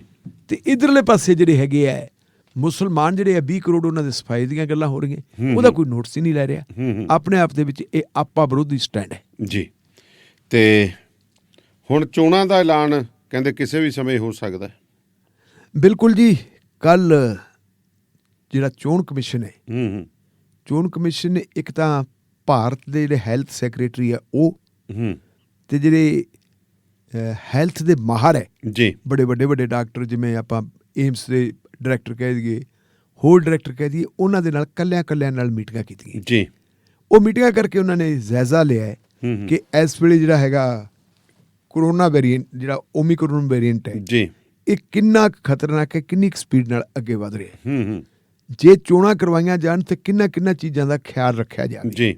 ਇਹ ਗੱਲ ਉਹਨਾਂ ਨੇ ਗੱਲ ਕਹੀ। ਤੇ ਜੇ ਆਪਾਂ ਕੋਰੋਨਾ ਦੀ ਸਥਿਤੀ ਦੇਖੀਏ, ਕੱਲ ਹੀ ਆਪਾਂ ਜ਼ਿਕਰ ਕਰਦੇ ਸੀ ਕਿ ਇਟਲੀ ਤੋਂ ਇੱਕ ਜਹਾਜ਼ ਆਇਆ ਜੀ, 179 ਬੰਦੇ ਸੀ ਉਹਦੇ ਚ। 179 ਦੇ ਵਿੱਚੋਂ 125 ਬੰਦਾ ਜਿਹੜਾ ਹੈਗਾ ਪੋਜ਼ਿਟਿਵ ਪਾਇਆ ਗਿਆ। ਉਹਦੇ ਵਿੱਚੋਂ ਕੁਝ ਬੰਦੇ ਜਿਹੜੇ ਜਦੋਂ ਉਹਨਾਂ ਨੂੰ ਹਸਪਤਾਲ ਦੇ ਵਿੱਚ ਐਡਮਿਟ ਕਰਵਾਇਆ ਗਿਆ ਤੇ ਹਸਪਤਾਲ ਦੇ ਵਿੱਚੋਂ ਵੀ ਭੱਜ ਗਏ। ਠੀਕ ਹੈ। ਹੁਣ ਜਿਹੜੇ ਹੈਗੇ ਆ ਵਾਰਨਿੰਗਾਂ ਦਿੱਤੀਆਂ ਜਾ ਰਹੀਆਂ ਵੀ ਆ ਜਾਓ, ਜੇ ਨਹੀਂ ਆਓਗੇ ਤਾਂ ਤੁਹਾਡੇ ਖਿਲਾਫ ਮਹਾਮਾਰੀ ਦੇ ਅਧੀਨ ਮੁਕੱਦਮੇ ਦਰਜ ਕੀਤੇ ਜਾਣਗੇ। ਉਦੋਂ ਤੱਕ ਕਿੰਨੇ ਬੰਦਿਆਂ ਨੂੰ ਹੋਰ ਡੰਮ ਦੇਣਗੇ ਉਹ ਵੱਖਰੀ ਗੱਲ। ਇਹ ਅੰਦਾਜ਼ਾ ਇਹਦੇ ਚੋਂ ਹੈ ਕਿ ਸਾਡੀ ਜਿਹੜੀ ਹੈਗੀ ਹੈ ਚੇਤਨਤਾ, ਅਸੀਂ ਕਿੰਨੀ ਮਰੀ ਹੋਈ ਚੇਤਨਤਾ ਸਾਡੀ। ਅਸੀਂ ਇਹ ਨਹੀਂ ਦੇਖਦੇ ਕਿ ਅਸੀਂ ਆਪ ਵੀ ਮਰ ਰਹੇ ਹਾਂ ਤੇ ਅਸੀਂ ਨਾਲ ਹੋਰਾਂ ਨੂੰ ਵੀ ਮਾਰ ਰਹੇ ਹਾਂ ਜੀ। ਇੱਕ ਇਹਦੇ ਨਾਲ ਜੇ ਆਪਾਂ ਦੇਖੀਏ ਤੇ ਅਗਲੀ ਗੱਲ ਤੁਸੀਂ ਲੈ ਲਓ, ਸੈਂਟਰਲ ਯੂਨੀਵਰਸਿਟੀ ਪੰਜਾਬ ਆਪਣੇ ਨੇੜੇ ਹੀ ਆ, ਘੁੱਦਾ ਪਿੰਡ ਚ। ਬਿਲਕੁਲ ਜੀ। ਸੈਂਟਰਲ ਯੂਨੀਵਰਸਿਟੀ ਪੰਜਾਬ ਦੇ ਵਿੱਚ ਵੀ ਕੱਲ ਕਾਫੀ ਗਿਣਤੀ ਦੇ ਵਿੱਚ ਪੋਜ਼ਿਟਿਵ ਲੋਕ ਨਿਕਲ ਆਏ। ਔਰ ਡਿਪਟੀ ਕਮਿਸ਼ਨਰ ਨੂੰ ਜਿਹੜੇ ਸਾਡੇ CMO ਹੈ ਜੀ, ਚੀਫ ਮੈਡੀਕਲ ਆਫੀਸਰ, ਉਹਨਾਂ ਨੇ ਕਿਹਾ ਜੀ ਇਸ ਨੂੰ ਮਤਲਬ ਜਿਹੜਾ ਹੈਗਾ ਆਪਾਂ ਕਿਹੜਾ ਜ਼ੋਨ ਕਹਿੰਦੇ ਹੁੰਦੇ ਉਹ ਕੰਟੇਨਮੈਂਟ ਜ਼ੋਨ ਹੈ। ਕੰਟੇਨਮੈਂਟ ਜ਼ੋਨ ਦੇ ਵਿੱਚ ਸੈਂਟਰਲ ਯੂਨੀਵਰਸਿਟੀ ਨੂੰ ਤਬਦੀਲ ਕਰਨ ਦੀ ਸਥਿਤੀ ਹੈ। ਇਹਨਾਂ ਹਾਲਤਾਂ ਦੇ ਵਿੱਚ ਚੋਣਾਂ ਕਰਵਾਈਆਂ ਜਾਣ। ਇੱਕ ਤਾਂ ਰਾਏ ਮਸ਼ਵਰਾ ਕੀਤਾ ਇਹਨਾਂ ਨਾਲ ਜੀ, ਇਹਨਾਂ ਨਾਲ ਰਾਏ ਮਸ਼ਵਰਾ ਕਰਨ ਤੋਂ ਬਾਅਦ ਫਿਰ ਹਦਾਇਤ ਵੀ ਕੀਤੀ ਹੈ ਮਾਨਯੋਗ ਚੋਣ ਕਮਿਸ਼ਨ ਨੇ ਜੀ। ਚੋਣ ਕਮਿਸ਼ਨ ਨੇ ਕਿਹਾ ਕਿ ਵੱਡੀ ਤਾਦਾਦ ਦੇ ਵਿੱਚ ਇਹਨਾਂ ਸਟੇਟਾਂ ਦੇ ਵਿੱਚ ਟੀਕਾਕਰਨ ਕੀਤਾ ਜਾਵੇ ਜੀ। ਕੁਝ ਪ੍ਰਬੰਧ ਹੋਰ ਵੀ ਕੀਤੇ।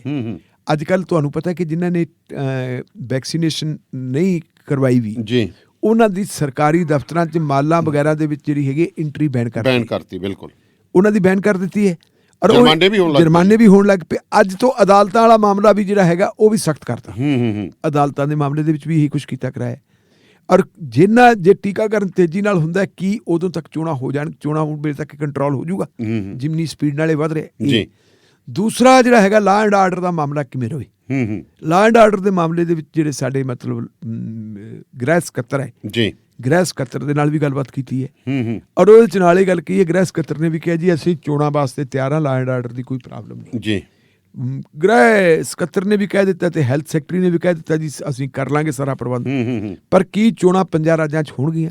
ਵੱਡੀ ਗੱਲ ਇਹ ਹੈ ਕਿ ਪੰਜਾਬ ਵਾਸਤੇ, ਪੰਜਾਬ ਇੱਕ ਐਕਸੈਪਸ਼ਨਲ ਕੇਸ। ਪੰਜਾਬ ਦੇ ਵਿੱਚ ਇਹ ਹੈ ਕਿ ਜਿਵੇਂ ਹਾਲਾਤ ਬਣਦੇ ਆ, ਕੱਲ ਅਨੁਰਾਗ ਠਾਕਰ ਨੇ ਕਹਿਤਾ ਸੀ ਕਿ ਕੈਬਨਿਟ ਦੇ ਵਿੱਚ ਵਿਚਾਰ ਵਟਾਂਦਰਾ ਹੋਇਆ ਤੇ ਪੰਜਾਬ ਦੇ ਮਾਮਲੇ 'ਚ ਸਖਤ ਫੈਸਲੇ ਲਏ ਜਾਣਗੇ। ਸਖਤ ਫੈਸਲੇ ਕੀ ਹੈ? ਪੰਜਾਬ ਦੀ ਕੈਬਨਿਟ ਨੂੰ ਇਸ ਗੱਲ ਦਾ ਪਤਾ ਹੈ ਕਿ ਸਾਡੇ ਦਾ ਦਿਨ ਥੋੜੇ, ਜੇ ਚੋਣ ਜਾਬਤਾ ਲੱਗ ਗਿਆ ਤੇ ਕਿਹਨੇ ਪੁੱਛਣਾ ਵਜ਼ੀਰਾਂ ਨੂੰ? ਬਿਲਕੁਲ ਬਿਲਕੁਲ। ਉਹਨਾਂ ਕੋਲੇ ਕਾਰਾਂ ਨਹੀਂ ਰਹਿਣੀਆਂ, ਇਕੱਲੀਆਂ ਕੋਠੀਆਂ ਰਹਿ ਜਾਣਗੀਆਂ, ਅਫਸਰਾਂ ਨੇ ਹੁਕਮ ਨਹੀਂ ਮੰਨਣਾ। ਇਸ ਲਈ ਉਹ ਕਿਸੇ ਵੀ ਸਥਿਤੀ ਵਾਸਤੇ ਤਿਆਰ ਹੈ ਕਿ ਜੇ ਤੁਸੀਂ ਰਾਸ਼ਟਰਪਤੀ ਰਾਜ ਲਾਗੂ ਕਰਨਾ ਤਾਂ ਕਰ ਦਿਓ, ਕੱਲ ਨੂੰ 4 ਦਿਨਾਂ ਨੂੰ ਵੀ ਨਹੀਂ ਸੁਣਨੀ, ਤੇ ਜੇ ਅੱਜ ਸੁਣਨ ਹਟ ਜਾਣਗੇ ਘੱਟੋ ਘੱਟ ਖੜਾ ਸੁੱਟ ਜੂਗਾ ਜਿਹੜਾ ਮੁਜ਼ਾਹਰਿਆਂ ਤੋਂ ਹਾਂ, ਮੁਜ਼ਾਹਰਿਆਂ ਉਹ ਤਾਂ ਕੰਮ ਕਰ ਲਾਂਗੇ। ਜਿਹੜੇ ਲੋਕ ਘੇਰਦੇ ਅਸੀਂ ਉਹਨਾਂ ਤੋਂ ਤਾਂ ਖੜਾ ਛਟਾ ਲਾਂਗੇ। ਪਰ ਜੇ ਪੰਜਾਬ 'ਚ ਰਾਸ਼ਟਰਪਤੀ ਰਾਜ ਲਾਗੂ ਹੁੰਦਾ ਹੈ, ਉਹ ਰਾਸ਼ਟਰਪਤੀ ਰਾਜ ਲਾਗੂ ਫਿਰ ਇਹ ਨਹੀਂ ਹੋਣਾ ਵੀ ਉਹ 3 ਦਿਨਾਂ ਵਾਸਤੇ ਨਾ, ਉਹ ਫਿਰ ਘੱਟੋ ਘੱਟ 6 ਮਹੀਨਿਆਂ ਲਈ ਇਹ ਵੀ ਬਹਾਨਾ ਹੋਊ ਕਿ ਜੇ ਪ੍ਰਾਈਮ ਮਿਨਿਸਟਰ ਪੰਜਾਬ ਦੇ ਵਿੱਚ ਸੁਰੱਖਿਅਤ ਨਹੀਂ, ਸੁਰੱਖਿਆ ਦਾ ਬਹਾਨਾ ਬਣਾਇਆ ਜਾ ਤੇ ਫਿਰ ਮਤਲਬ ਜਿਹੜਾ ਸੁਰੱਖਿਅਤ ਚੋਣਾਂ ਕਿਵੇਂ ਕਰਵਾਈਆਂ ਜਾ ਸਕਦੀਆਂ। ਇਹ 6 ਮਹੀਨੇ ਸਾਲ ਤੱਕ ਚੋਣਾਂ ਲਟਕ ਵੀ ਸਕਦੀਆਂ। ਸੋ ਅਖਬਾਰਾਂ ਨੇ ਸੁਰਖੀ ਕੱਢਤੀ ਹੈ ਕਿ ਚੋਣਾਂ ਦੀ ਤਿਆਰੀ ਹੈ, ਲੇਕਿਨ ਪੰਜਾਬ ਬਾਰੇ ਮੈਂ ਡਾਊਟਫੁਲ ਹਾਂ ਹਾਲੇ। ਜੀ। ਸੋ ਧੰਨਵਾਦ ਤੁਹਾਡਾ ਢਿੱਲੋਂ ਸਾਹਿਬ, ਮਿਹਰਬਾਨੀ, ਸ਼ੁਕਰੀਆ ਜੀ। ਸੋ ਰੇਡੀਓ ਪੰਜਾਬ ਟੁਡੇ ਦੇ ਪ੍ਰੋਗਰਾਮ ਬਾਅਦ ਦਸਤੂਰ ਜਾਰੀ ਰਹਿਣਗੇ। ਫਿਲਹਾਲ ਸਾਨੂੰ ਦਿਓ ਇਜਾਜ਼ਤ। ਧੰਨਵਾਦ।